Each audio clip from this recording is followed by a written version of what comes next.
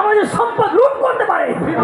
তাই তোমরা এক এক করে গিয়ে সেটা দেখে আসো কিসের আলো ধেয়ে আসছে। বাবু যাবো দেখাই আলো আর আলো দিয়ে কেন শিশিয়ে ভেসে। ঠিক আছে আমি যাচ্ছি।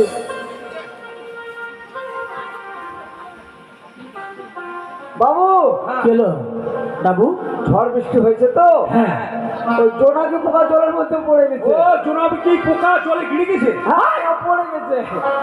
গাধা পড়ো কোথা গিরে যায়নি, আর ওটাই পড়ে গেছে বলছে। শোনো, ঝড় বৃষ্টি হলো সজনা শাকের পেলতা। বাবু কি সামান্য সামান্য সামান্য, কোনো ভয়ের ব্যাপার নেই তো? নো ভয়। তাহলে বলো।